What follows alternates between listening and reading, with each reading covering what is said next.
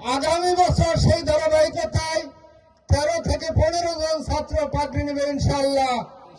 এখন পাগড়ি পরে দিচ্ছেন আমাদের প্রধান অতিথি হাফেজ মোহাম্মদ হাবিবুর রহমান।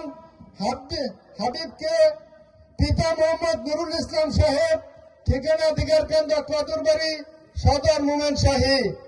হাফজুল কোরআন এরপরে পাগড়ি পাবে হাফেজ মোহাম্মদ মিজানুর রহমান সুয়াদ, পিতা মোহাম্মদ আক্তার হোসেন মিন্টু সাহেব, ঠিকানা বাবুখালী কচুয়ার পার, সদর মোমেন শাহী।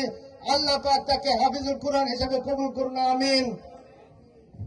এখন হযরত বয়ান পেশ করবেন। আমি হযরতকে সবিনয় অনুরোধ করছি।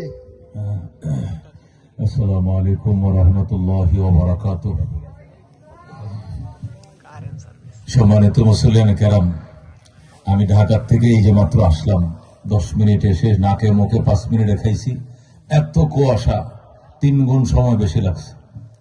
আমি এখান থেকে আবার বালিয়ে যাবো, কই যাবো বালিয়া, সেখানে 12টা টাইম দেওয়া, 10:30 তো এখানে বেজে গেছে, 10:30 না হলেও 25-22। এই জন্য আমি অল্প সময়ের মধ্যে বয়ান ছেড়ে দেবো। যারা রাস্তাঘাটে দোকানপাটে এদিক সেদিক আছেন, আমার ভাই আমাকে অনুরোধ করছেন, হুজুর আপনি আমার মাদ্রাসা যাবেন।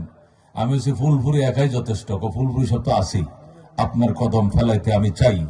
আমার ভাই এমন রিকোয়েস্ট করছে, আমি বলছি রাত 2টার পরে, আমি বালিয়াতে ফিরার টাইমে যখনই হোক আইবেন। কিন্তু আজকের ওয়েদার দেখে বললাম 2টার পরে না, 12টার পরে আইলে না কাউয়া পাওয়া যেত না। কথা আমার ঠিক কিনা?